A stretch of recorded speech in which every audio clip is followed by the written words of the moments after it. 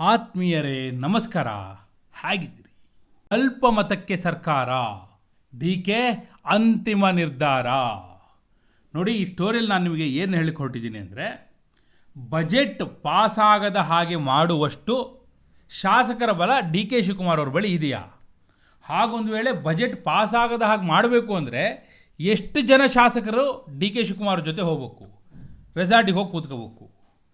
ಅಂದರೆ ಯಾವ್ಯಾವ ಪಕ್ಷದ ಶಾಸಕರ ಬಲ ಎಷ್ಟೆಷ್ಟಿದೆ, ಹಾಗೂ ಈ ಬಜೆಟ್ ಪಾಸ್ ಆಗಬಾರ್ದು ಅಂದರೆ ಎಷ್ಟು ಶಾಸಕರು, ಕಾಂಗ್ರೆಸ್ನ ಶಾಸಕರು ಬಜೆಟ್ನಿಂದ ದೂರ ಉಳಿದು ವಿಪ್ ಉಲ್ಲಂಘನೆಯನ್ನು ಮಾಡಿ ಯಾವುದೇ ಕಠಿಣ ಕ್ರಮವನ್ನು ಎದುರಿಸಲಿಕ್ಕೆ ರೆಡಿಯಾಗಿ ಹೋಗಿ ರೆಸಾರ್ಟಲ್ಲಿ ಕೂತ್ಕೋಬೇಕು. ಹಾಗೆ ಎಷ್ಟು ಜನ ಶಾಸಕರು ಹೋಗಿ ಕೂತ್ಕೋಬೇಕು? ಡಿ ಕೆ ಶಿವಕುಮಾರ್ ಅವ್ರ ಬಳಿ ಅಷ್ಟು ಬಲ ಇದೆಯಾ? ಎಷ್ಟು ಬಲ ಇದೆ? ಸಿದ್ದರಾಮಯ್ಯವ್ರ ಜೊತೆ ಎಷ್ಟು ಶಾಸಕರ ಬಲ ಇದೆ? ಇನ್ಫ್ಯಾಕ್ಟ್ ಬೇಸಿಕಲಿ ನಾವು ನೋಡಬೇಕಾಗಿರೋದು, ಹಾಗೆ ಮಾಡಬೇಕಾಗಿದ್ದರೂ ಕೂಡ ಈಗ ವಿರೋಧ ಪಕ್ಷದವ್ರು ಕೇಳಬೇಕಲ್ಲ, ಈಗ ನಿಮಗೆ ಬಲ ಇಲ್ಲ ಅಂತ ಹೇಳಿ ಡಿವಿಷನ್ ಕೇಳಬೇಕಾಗುತ್ತೆ. ನಾನು ಆ ಪ್ರೋಸೆಸ್ ಹೇಳ್ತೀನಿ ನಿಮಗೆ. ಆಗ ವಿರೋಧ ಪಕ್ಷದ ಬಳಿ ಎಷ್ಟು ನಂಬರ್ ಇರಬೇಕಾಗುತ್ತೆ? ಇವೆಲ್ಲ ಭಾಳ ಸೂಕ್ಷ್ಮವಾಗಿರುತ್ತೆ ನಂಬರ್ ಗೇಮ್. ಆ ಸೂಕ್ಷ್ಮವಾದ ನಂಬರ್ ಗೇಮ್ ಯಾವ ರೀತಿ ವರ್ಕ್ ಆಗುತ್ತೆ? ಎಸ್, ಅದೇ ವಿವರವನ್ನು ಕೊಡೋ ಸಲುವಾಗಿ ನಾನು ಬಂದಿದ್ದೇನೆ. ಆತ್ಮೀಯರೇ, ವಾರ್ತೆ ವಿಶೇಷ ಕಾರ್ಯಕ್ರಮಕ್ಕೆ ಸ್ವಾಗತ. ನಾನು ವೀರೇಂದ್ರ ಉಪ್ಪುಂದ. ನೋಡಿ, ನಿಮಗೆಲ್ಲ ಚೆನ್ನಾಗಿಯೇ ಗೊತ್ತಿದೆ, ಡಿ ಕೆ ಶಿವಕುಮಾರ್ ಅವರು ಹಠಕ್ಕೆ ಬಿದ್ದಿದ್ದಾರೆ. ಅದು ಏನಾಗುತ್ತೋ ಆಗಲಿ, ಎರಡರಲ್ಲೊಂದು ತೀರ್ಮಾನ ಆಗಲಿ ಅನ್ನೋ ಲೆವೆಲಿಗೆ ಬಂದು ನಿಂತಿದ್ದಾರೆ. ಅದರ ಭಾಗವಾಗಿ ಈಗ ಅವರ ಪ್ಲ್ಯಾನ್ ಏನಪ್ಪ ಅಂದರೆ, ಅವ್ರ ಪ್ಲ್ಯಾನ್ ಆಫ್ ಆ್ಯಕ್ಷನ್ ಏನಪ್ಪ ಅಂದರೆ, ಬಜೆಟ್ ಪಾಸ್ ಆಗ್ಲಿಕ್ಕೆ ಬಿಡಲ್ಲ ಅಂಥೇಳಿ. ಒಂದು ವೇಳೆ ಮಾರ್ಚ್ 6ನೇ ತಾರೀಕಿನ ಒಳಗಾಗಿ ಹೈಕಮಾಂಡ್ ಮಧ್ಯಪ್ರವೇಶ ಮಾಡಿ ಒಂದು ತೀರ್ಮಾನವನ್ನು ಮಾಡದೇ ಹೋದರೆ, ನನ್ನನ್ನು ಮುಖ್ಯಮಂತ್ರಿ ಮಾಡದೇ ಹೋದರೆ ನಾನು ಈ ಬಜೆಟ್ ಪಾಸ್ ಆಗಲಿಕ್ಕೆ ಬಿಡಲ್ಲ ಅನ್ನುವಂಥ ನಿರ್ಣಯಕ್ಕೆ ಅವ್ರು ಬಂದಿದ್ದಾರೆ. ಹಾಗೆ ಬಜೆಟ್ ಪಾಸ್ ಆಗ್ಲಿಕ್ಕೆ ಬಿಡಬಾರ್ದು ಅಂದರೆ ಅವರ ಪ್ಲಾನ್ ಆ ರೀತಿ ಇದ್ದರೆ ಹೇಗೆ ಸಾಧ್ಯ? ಅದು ನಂಬರ್ ಗೇಮ್. ಫೈನಲಿ ಅದು ನಂಬರ್ ಗೇಮ್. ಹೇಗೆ ಅಂತ ನಾನು ನಿಮ್ಗೆ ಹೇಳ್ತೀನಿ. ಎಷ್ಟು ಶಾಸಕರು ಗೈರು ಹಾಜರಾಗಬೇಕಾಗುತ್ತೆ ಅಂದರೆ ರೆಸಾರ್ಟಿಗೆ ಹೋಗಿ ಎಷ್ಟು ಜನ ಕೂತ್ಕೋಬೇಕಾಗುತ್ತೆ, ಮತ್ತು ವಿರೋಧ ಪಕ್ಷದ ಬಳಿ ಎಷ್ಟು ನಂಬರ್ ಇರಬೇಕಾಗುತ್ತೆ, ಅದು ಕೌಂಟ್ ಆಗುತ್ತೆ. ಯಾಕೆ ಅಂತ ನಾನು ನಿಮ್ಗೆ ಹೇಳ್ತೀನಿ. ಸೊ ಬೇಸಿಕಲಿ ನಾನು ನಿಮಗೆ ಈಗ ಹಾಲಿ ಕಾಂಗ್ರೆಸ್ನ ಶಾಸಕರು ಎಷ್ಟು ಜನ ಇದ್ದಾರೆ, ಬಿ ಜೆ ಪಿ ಎಷ್ಟು, ಜೆ ಡಿ ಎಸ್ ಎಷ್ಟು, ಇಂಡಿಪೆಂಡೆನ್ಸ್ ಎಷ್ಟು, ಆ ಡೀಟೇಲ್ಸ್ನ ಮೊದಲು ಕೊಡ್ತೀನಿ. ನೋಡಿ, ಕಾಂಗ್ರೆಸ್ನ ಶಾಸಕರ ಬಲ ನಿನ್ನೆ ಎಸ್ ಎನ್ ಸುಬ್ಬಾರೆಡ್ಡಿ, ಬಾಗೇಪಲ್ಲಿಯ ಶಾಸಕರು, ಅವ್ರದ್ದು ಶಾಸಕತ್ವ ಏನು ಅನರ್ಹ ಆಗಿತ್ತಲ್ಲ, ಅದು ಅಸಿಂಧು ಆಗಿದ್ದನ್ನು ಮತ್ತೆ ಈಗ ಸಿಂಧುಗೊಳಿಸಿದ್ದಾರೆ. ಅವರು ಮತ್ತೆ ಈಗ ಶಾಸಕರು ಅನ್ನುವಂಥ ಒಂದು ಪಟ್ಟವನ್ನು ಪಡೆದಿದ್ದಾರೆ. ಅದು ಸೇರಿದರೆ 135. ನೀವೀಗ ಕರ್ನಾಟಕ ಲೆಜಿಸ್ಲೇಚರ್ ವೆಬ್ಸೈಟಿಗೆ ಹೋಗಿ ನೋಡಿದ್ರೆ ಅದರಲ್ಲಿ 134 ಅಂತ ಇದೆ. ಯಾಕಂದರೆ ಅವರು ಸುಪ್ರೀಂ ಕೋರ್ಟ್ನ ಆರ್ಡರ್ ಕಾಪಿ, ಆದೇಶದ ಪ್ರತಿ ಕೈಗೆ ತಲುಪುವವರೆಗೂ ಕೂಡ ಅದನ್ನು ನಂಬರ್ನ ಅಪ್ಡೇಟ್ ಮಾಡಲ್ಲ. ಇನ್ನು ಫ್ಯಾಕ್ಟ್ ಆದೇಶ ಆಗಿರೋದ್ರಿಂದ 135 ಕಾಂಗ್ರೆಸ್ನ ಶಾಸಕರ ಸಂಖ್ಯೆ. ಹೇಗೆ 135? ಇನ್ನು ಫ್ಯಾಕ್ಟ್ ನೋಡಿ, 2023ರಲ್ಲಿ ಅವ್ರು ಗೆದ್ದಿದ್ದು 135ನೇ. ಅದಾದಮೇಲೆ ಅವ್ರಿಗೆ 2 ಆ್ಯಡ್ ಆಯಿತು. ಯಾವುದ್ಯಾವುದು? ಒಂದು ಚನ್ನಪಟ್ಟಣ, ಮತ್ತೊಂದು ಶಿಗ್ಗಾವಿ. 2 ಬೈ ಎಲೆಕ್ಷನಲ್ಲಿ ಗೆದ್ದರು. ಸೊ 137ಕ್ಕೆ ಹೋಗಿತ್ತು. ಆ 137ರ ಪೈಕಿ ಈಗ ಇತ್ತೀಚೆಗೆ ಶಾಮನೂರು ಶಿವಶಂಕರಪ್ಪನವರು ಹಾಗೂ HY ಮೇಟಿ, ಬಾಗಲಕೋಟೆಯ ಶಾಸಕರು, ಅವರಿಬ್ಬರೂ ಕೂಡ ನಿಧನರಾಗಿದ್ದರಿಂದ 2 ಕ್ಷೇತ್ರ ಖಾಲಿ ಇದೆ ಈಗ, ದಾವಣಗೆರೆ ದಕ್ಷಿಣ ಹಾಗೂ ಬಾಗಲಕೋಟೆ. ಸೊ ಅದೆರಡು ಮೈನಸ್ ಆಯಿತು. ಸೊ 135ಕ್ಕೆ ಬಂತು ಕಾಂಗ್ರೆಸ್ನ ನಂಬರ್. ಟೋಟಲ್ ಕೂಡ 224 ಇದ್ದಿದ್ದು 222 ಆಗಿದೆ, 2 ಖಾಲಿ ಇದೆ ಅಂಥೇಳಿ. ಇನ್ನು ಬಿ ಜೆ ಪಿಯ ನಂಬರ್ 62 ಇವಾಗ.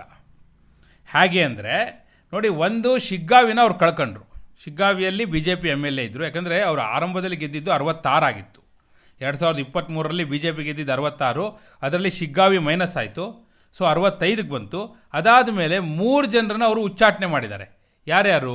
ಬಸನಗೌಡ ಪಾಟೀಲ್ ಯತ್ನಾಳ್, ಶಿವರಾಮ್ ಹೆಬ್ಬಾರ್ ಹಾಗೂ ST ಸೋಮಶೇಖರ್. ಸೊ ಅದು 3 ಮೈನಸ್ ಆದರೆ ಬಿ ಜೆ ಪಿದು 62ಕ್ಕೆ ಬಂತು. ಇನ್ನು ಜೆ ಡಿ ಎಸ್ನ ಬಲ, ಅವರು 2023ರಲ್ಲಿ ಗೆದ್ದಿದ್ದು 19, ಚನ್ನಪಟ್ಟಣ ಒಂದು ಸೋತರು. ಸೊ ಈಗ ಜೆ ಡಿ ಎಸ್ 18. ಇನ್ನು ಜನಾರ್ದನ್ ರೆಡ್ಡಿ ಅವರು KRPPಯಿಂದ ಗೆದ್ದಿದ್ದು, ಅವರು 1 ಸೀಟು. ಅದು ಈಗ ಬಿ ಜೆ ಪಿಗೆ ಆ್ಯಡ್ ಆಗುತ್ತೆ. ನಾನು ನಿಮಗೆ ಆ ಕೌಂಟ್ನ ಹೇಳ್ತೀನಿ. B J P, J D S, Janardhan Reddy ಎಲ್ಲ ಸೇರಿಸಿ ಹೇಳ್ತೀನಿ. ಮತ್ತೊಂದು ಸರ್ವೋದಯ ಕರ್ನಾಟಕ ಪಕ್ಷ, ಪುಟ್ಟಣ್ಣಯ್ಯನವ್ರ ಮಗ ದರ್ಶನ್, ಅವರೊಂದು ಗೆದ್ದಿದ್ದಾರೆ. ಇನ್ನೆರಡು ಇಂಡಿಪೆಂಡೆಂಟ್ ಗೆದ್ದಿರೋಂಥವ್ರು ಇದ್ದಾರೆ. 2 independent as of now Congress ಜೊತೆ ಅವರು ಮೆಂಬರ್ ಆಗಿದ್ದಾರೆ. ಈವನ್ ದರ್ಶನ್ ಪುಟ್ಟಣ್ಣಯ್ಯ ಕೂಡ. ಆದರೆ ಹೇಗೆ ವರ್ಕ್ ಆಗುತ್ತೆ ಹೇಳ್ತೀನಿ ಕೇಳಿ. ನಂಬರ್ ಗೇಮ್ ಬಂದಾಗ ಇವರೆಲ್ಲ ಯಾವ್ಯಾವ ಕಡೆ ಹೋಗ್ತಾರೆ, ಕಪ್ಪೆ ತಗಡಿಗೆ ಹಾಕಿದಾಗ ಯಾವ ರೀತಿ ಜಂಪ್ ಆಗುತ್ತೆ ಅದೆಲ್ಲ ನಾನು ನಿಮ್ಗೆ ಹೇಳ್ತೀನಿ. ಆ ನಂಬರ್ ಗೇಮಿಗೆ ಬರ್ತೀನಿ. ಸೊ ಬೇಸಿಕಲಿ ಇಷ್ಟು. ಮತ್ತು ಸ್ಪೀಕರ್ ಇದ್ದಾರಲ್ಲ, ಅವರು ಯಾವುದೇ ಪಕ್ಷಕ್ಕೆ ಸೇರಿದವರಲ್ಲ. ಆದರೆ ಯಾವಾಗ ನಂಬರ್ ಗೇಮ್ನಲ್ಲಿ ಈಕ್ವಲ್ ನಂಬರ್ ಬರುತ್ತೆ, ಅವರ ಓಟು ನಿರ್ಣಯ ಆಗುತ್ತೆ, ಅವ್ರ ಓಟು ನಿರ್ಣಾಯಕ ಆಗುತ್ತೆ. ಅವ್ರು ಯಾರ ಪರವಾಗಿ ಓಟ್ ಹಾಕ್ತಾರೋ ಅವ್ರು ಗೆದ್ದುಬಿಡ್ತಾರೆ, ಆ ರೀತಿ ಆಗುತ್ತೆ. ಸೊ ಅವರಿಗೂ ವೋಟಿಂಗ್ ಪವರ್ ಇರುತ್ತೆ ಬಹುಮತ ಸಾಬೀತಿನ ಸಂದರ್ಭಗಳಲ್ಲಿ. ಈವನ್ ಬಜೆಟ್ ಪಾಸ್ ಆಗುವ ಸಂದರ್ಭದಲ್ಲೂ ಅವ್ರು ಓಟನ್ನು ಕೊಡ್ಬೋದು. ಈಗ ನಂಬರ್ ಗೇಮ್ ನೋಡೋದಾದರೆ ಕಾಂಗ್ರೆಸ್ದು ಕ್ಲಿಯರ್ ಇದೆ 135 ಅವ್ರದ್ದೇ ಸ್ವಂತ ಬಲ, ಜೊತೆಗೆ ಇಂಡಿಪೆಂಡೆಂಟ್ 2 137 ಆಗುತ್ತೆ, ಹಾಗೂ ಸರ್ವೋದಯ ಕರ್ನಾಟಕ ಪಕ್ಷ ಸೇರಿದೆ 138 ಆಗುತ್ತೆ. ಸೊ ಈ ಮೂವರು ಕೂಡ ಕೊನೆ ಕ್ಷಣದಲ್ಲಿ ಯಾವ ಕಡೆ ಟರ್ನ್ ಆಗ್ತಾರೋ ಹೇಳಲಿಕ್ಕಾಗಲ್ಲ. ಹಾಗಾಗಿ ಆ ಮೂರನ್ನು ಬಿಟ್ಟೇ ಲೆಕ್ಕ ಹಾಕೊಳ್ಳೋದಾದರೂ 135 ಕಾಂಗ್ರೆಸ್ನ ಬಲ. ಈ ಕಡೆ BJP JDS ಹಾಗೂ ಜನಾರ್ದನ್ ರೆಡ್ಡಿ 62 + 18 JDS + 1 ಜನಾರ್ದನ್ ರೆಡ್ಡಿ ಸೇರಿದ್ರೆ ಅವ್ರದಲ್ಲಿಗಾಗಿದೆಷ್ಟು 81. ಸೊ 135 ವರ್ಸಸ್ 81 ಅಂತಲೇ ತಗೊಳ್ಳೋಣ, ಇಂಡಿಪೆಂಡೆಂಟ್ ಎಲ್ಲ ಬಿಟ್ಬಿಟ್ಟು.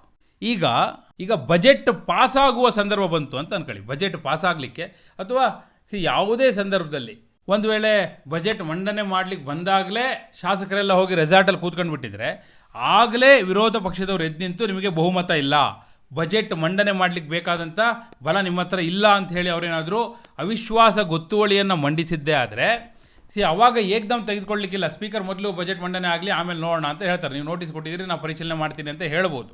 ಯಾವಾಗ ಬಜೆಟ್ ಚರ್ಚೆಗಳು ಶುರು ಆಗುತ್ತೆ ಆಗ ಒಂದು ಸೆಕೆಂಡ್ ವಿರೋಧ ಪಕ್ಷದವರು ಬಹುಮತ ಸಾಬೀತು ಮಾಡಿ ಅಂತಲೇ ಅಧಿವೇಶನದಲ್ಲಿ ಪಟ್ಟು ಹಿಡ್ಕೊಂಡಿದ್ದೇ ಆದರೆ, ಆಗ ಆ ನೋಟಿಸನ್ನು ಒಪ್ಪಿದ್ದೇ ಆದರೆ ಗವರ್ನರ್ ಡಿಸೈಡ್ ಮಾಡ್ತಾರೆ ಯಾವತ್ತು ಬಹುಮತವನ್ನು ಸಾಬೀತು ಮಾಡಬೇಕು ಅಂತೇಳಿ. ಒಂದು ಡೇಟ್ ಫಿಕ್ಸ್ ಆಗುತ್ತೆ. ಇಲ್ಲ ಹೀಗಾದರೂ ತಗೊಳ್ಳಿ, ನೀವು ಬಜೆಟ್ ಪಾಸ್ ಮಾಡ್ಕೊಳ್ಳಿಕ್ಕೆ ಮುಂದಾದಾಗ ಇಲ್ಲ ನಿಮ್ಮ ಹತ್ರ ಬಲ ಇಲ್ಲ ಅಂತಲಿ ಡಿವಿಷನ್ ಕೇಳಿದ್ರೆ, ವಿರೋಧ ಪಕ್ಷದವರು ಒಗ್ಗೂಡಿ ಡಿವಿಷನ್ ಕೇಳ್ತಾ ಇದೀವಿ ನಾವು ಅಂತ ಹೇಳಿದ್ರೆ ಆಗ ತಲೆ ಎಣಿಕೆ ಮಾಡಬೇಕಾಗುತ್ತೆ. ಧ್ವನಿ ಮತದ ಮೂಲಕ ಅಂಗೀಕಾರ ಮಾಡಲಿಕ್ಕೆ ಆಗೋದಿಲ್ಲ, ತಲೆ ಎಣಿಕೆ ಮಾಡ್ತಾರೆ. ಕಾಂಗ್ರೆಸ್ ಪರವಾಗಿ ಎಷ್ಟು ಜನ ಇದ್ದಾರೆ ಎದ್ದು ನಿಂತ್ಕೋಬೇಕು, ಈ ಕಡೆ ವಿರೋಧ ಪಕ್ಷದವರು ಎಷ್ಟು ಜನ ಇದ್ದಾರೆ ಅವರು ಎದ್ದು ನಿಂತ್ಕೋಬೇಕು. ಇಬ್ಬರದ್ದು ಕೌಂಟ್ ಮಾಡಿ ಬಹುಮತ ಇದ್ದರೆ ಕಾಂಗ್ರೆಸ್ ಸರ್ಕಾರಕ್ಕೆ ಬಹುಮತ ಇದ್ದರೆ ಬಜೆಟ್ ಪಾಸ್ ಆಗುತ್ತೆ, ಇಲ್ಲ ಅಂದರೆ ಬಿದ್ದೋಗುತ್ತೆ. ಸರಿ, ಬಹುಮತ ಬೇಕು ಅಂದರೆ ಎಷ್ಟು ಬೇಕು ನಂಬರ್? ನಾ ಎರಡೂ ಸಂದರ್ಭಗಳಲ್ಲೂ ಹೇಳ್ತೀನಿ. ಒಂದು ವೇಳೆ ಬಹುಮತ ಸಾಬೀತು ಮಾಡಬೇಕು ಅಂತೇಳಿ ಆದೇಶ ಆದರೆ ಆಗ 222 ಟೋಟಲ್ ನಂಬರ್. ಆ 222 ಪೈಕಿ 112 ಮ್ಯಾಜಿಕ್ ನಂಬರ್ ಆಗುತ್ತೆ. 112 ನಂಬರ್ನ ಆಗ ಸಿದ್ದರಾಮಯ್ಯನವರು ತೋರಿಸ್ಬೇಕಾಗತ್ತೆ, ಸಾಬೀತು ಮಾಡಬೇಕಾಗುತ್ತೆ. ಇದು DK ಶಿವಕುಮಾರ್ ಅವರು ಈಸಿ, ಯಾಕಂದರೆ ಭಾಳ ಜನ ಶಾಸಕರು ಬೇಡ ಇದಕ್ಕೆ. ಬಹುಮತ ಸಾಬೀತು ಮಾಡುವ ಹಂತಕ್ಕೆ ಹೋದಾಗ ಸರ್ಕಾರ ಬೀಳಿಸ್ಲಿಕ್ಕೆ ಇವರಿಗೆ ಎಷ್ಟು ಬೇಕಾಗುತ್ತೆ ಅಂತ ನಾನು ನಂಬರ್ ಹೇಳ್ತೀನಿ ಕೇಳಿ. 135 ಕಾಂಗ್ರೆಸ್ ಶಾಸಕರ ಪೈಕಿ DK ಶಿವಕುಮಾರ್ ಅವರು 24 ಶಾಸಕರನ್ನು ರೆಸಾರ್ಟಿಗೆ ಕಳಿಸಿದ್ರೆ ಆಗ 135 - 24 111 ಆಗುತ್ತೆ. ಸೊ ಬಹುಮತ ಇಲ್ಲ ಅಂತ ಆಗುತ್ತೆ. ಮತ್ತು ಬೇರೆ ಯಾರೂ ಕೂಡ ಹೋಗಿ ಕಾಂಗ್ರೆಸ್ ಪರವಾಗಿ ನಿಲ್ಬಾರ್ದು. ಅದು BJP ಅವರಾಗಲಿ JDS ಆಗಲಿ ಅಥವಾ ಅನ್ಅಟ್ಯಾಚ್ಡ್ ಮೆಂಬರ್ಸ್ ಇದಾರಲ್ಲ, ಎಸ್ ಟಿ ಸೋಮಶೇಖರ್, ಹೆಬ್ಬಾರ್, ಯತ್ನಾಳ್, ಅವ್ರು ಯಾರು ಹೋಗೋರಲ್ಲ ಬಿಡಿ. S T Somashekar, Hebbar DK ಜೊತೆ ಇದ್ದಾರೆ. ಯತ್ನಾಳ್ ಸಿದ್ದರಾಮಯ್ಯವ್ರ ಪರವಾಗಿಯೂ ಹೋಗಿ ಓಟ್ ಆಗಲ್ಲ, ಬೇಕಾದ್ರೆ ಅವರು ಗೈರು ಹಾಜರಾಗ್ಬಿಡ್ತಾರೆ. ಸೊ ಅಷ್ಟರ ಮಟ್ಟಿಗೆ ಅವರು ಅಂತರವನ್ನು ಕಾದ್ಕೊಳ್ತಾರೆ ಅನ್ನುವಂಥದ್ದು. ಇದು ಸರ್ಕಾರಕ್ಕೆ ಬಹುಮತ ಸಾಬೀತು ಮಾಡುವ ಹಂತದಲ್ಲಿ ಮಾತ್ರ. ಮತ್ತೆಗೇನು ಹೊಸ ಸರ್ಕಾರ ಬರಬೇಕಿದ್ರೆ ಅವರು ಬಲ ಪ್ರದರ್ಶನ ಮಾಡಬೇಕು, ಅವರು ಅಷ್ಟೇ ಸಾಮರ್ಥ್ಯವನ್ನು, ಅಷ್ಟೇ ಶಾಸಕ ಬಲವನ್ನು ಅವ್ರು ತೋರಿಸ್ಬೇಕಾಗತ್ತೆ. ಅದೇನಾಗುತ್ತೆ ಅನ್ನುವಂಥದ್ದು ಸಿನಾರಿಯೋ ನಾನು ನಿಮಗೆ ಹೇಳ್ತೀನಿ. ಮೊದಲು ಈ ರೀತಿ ಒಂದು 24 ಶಾಸಕರನ್ನು DK ಶಿವಕುಮಾರ್ ಅವರು ರೆಸಾರ್ಟಿಗೆ ಕಳಿಸಿಬಿಟ್ಟು ಬೇರೆ ಯಾರೂ ಕೂಡ ಸಿದ್ದರಾಮಯ್ಯವ್ರ ಪರವಾಗಿ ನಿಲ್ಲದ ಹಾಗೆ ನೋಡ್ಕೊಂಡ್ರು ಅಂದರೆ ಆಗ 111ಕ್ಕೆ ಬರುತ್ತೆ, ಬಹುಮತ ಇಲ್ಲ. ಅಂದರೆ ಇದೇನಾದರೂ ಹೀಗಾದದ್ದೇ ಆದರೆ ಸಾಂವಿಧಾನಿಕ ಬಿಕ್ಕಟ್ಟು ಸೃಷ್ಟಿಯಾಗಿ ರಾಷ್ಟ್ರಪತಿ ಆಳ್ವಿಕೆ ಬರುವಂಥ ಸಾಧ್ಯತೆಗಳಿರುತ್ತೆ. 6 ತಿಂಗಳು ರಾಷ್ಟ್ರಪತಿ ಆಳ್ವಿಕೆ ಬರ್ಬೋದು. ಆ 6 ತಿಂಗಳಲ್ಲಿ ಏನೋ ಒಂದು ಡಿಸಿಷನ್ ಆಗ್ಬೋದು, ಏನು ಮಾಡಬೇಕು ಏನು ಎತ್ತ ಅಂತೇಳಿ, ಅಥವಾ ಚುನಾವಣೆಗೆ ಹೋದರೂ ಹೋಗ್ಬೋದು, ಏನು ಬೇಕಾದರೂ ಆಗ್ಬೋದು. ಬಟ್ ಏನಂದರೆ ಈ ರೀತಿಯ ಒಂದು ನಂಬರ್ ಗೇಮ್ ಇಟ್ಕೊಂಡು DK ಶಿವಕುಮಾರ್ ಅವರು ಗೇಮ್ ಪ್ಲಾನ್ ಮಾಡ್ತಾ ಇರೋದು. ಹೇಗಾದರೂ ಸಿದ್ದರಾಮಯ್ಯವ್ರಿಗೆ ಬಜೆಟ್ ಪಾಸ್ ಮಾಡ್ಲಿಕ್ಕೆ ಬಿಡಲ್ಲ ಅಂತ ಹೇಳ್ತಾ ಇರೋದು ಈ ಆಧಾರದಲ್ಲಿ. ಈ ರೀತಿ ಆಗ್ಬೋದಾ? DK ಶಿವಕುಮಾರ್ ಅವರ ಈ ಪ್ಲಾನ್ ವರ್ಕ್ ಆಗ್ಬೋದಾ? ಅಷ್ಟು ಜನ ಶಾಸಕರು, ಒಂದು 24 ಜನ, ಕಡೆಗೆ 54 ಜನ, ಹಾಗೆ ದೂರ ಆಗ್ಬೋದಾ ಈ ಸರ್ಕಾರದಿಂದ? ಯಾರಿಗೆ ಬೇಕಾಗಿದೆ ಎಲೆಕ್ಷನ್ನು? ಯಾರು ಡಿಸ್ಕ್ವಾಲಿಫೈ ಆಗಕ್ಕೆ ರೆಡಿ ಆಗಿದ್ದಾರೆ? ಯಾರು ರೆಡಿ ಇದ್ದಾರೆ? ಆ ದೃಷ್ಟಿಯಿಂದ ನೋಡಬೇಕಾಗುತ್ತೆ. 24 ಜನ ಡಿಸ್ಕ್ವಾಲಿಫೈ ಆಗಿ ಅವ್ರದ್ದು ಕೇಸ್ ಡಿಸೈಡ್ ಆಗೋವರೆಗೂ ಎಲೆಕ್ಷನ್ಗೆ ಹೋಗಂಗಿಲ್ಲ ಅವರು. ಅಂಥ ದೊಡ್ಡ ರಿಸ್ಕ್ ಆ ಥರ ಇವೆಲ್ಲ ಪ್ರಶ್ನೆಗಳಿದೆ. ನಂಬರ್ ಗೇಮ್ ಅಂತ ನೋಡ್ಲಿಕ್ಕೆ ಹೋದರೆ ಇದು ಪ್ರಾಕ್ಟಿಕಲಿ DK ಶಿವಕುಮಾರ್ ಅವರಿಗೆ ಈ ಸರ್ಕಾರವನ್ನು ಬೀಳಿಸಿ ತಾವು ಮುಖ್ಯಮಂತ್ರಿ ಆಗೋದು ಅಷ್ಟು ಸುಲಭ ಅಲ್ಲ ಅನ್ನೋದು ಮೇಲ್ನೋಟಕ್ಕೆ ಗೋಚರಿಸ್ತಾ ಇದೆ. ನಿಮ್ಮ ಪ್ರಕಾರ ಆ ಹಂತಕ್ಕೂ ಹೋಗಿ DK ಶಿವಕುಮಾರ್ ಅವರು ಅಧಿಕಾರವನ್ನು ಪಡೆಯಬಹುದಾ, ಮುಖ್ಯಮಂತ್ರಿ ಆಗಬಹುದಾ? ನಿಮ್ಮ ಅಭಿಪ್ರಾಯವನ್ನು ಕಮೆಂಟ್ ಮೂಲಕ ತಿಳಿಸಿ.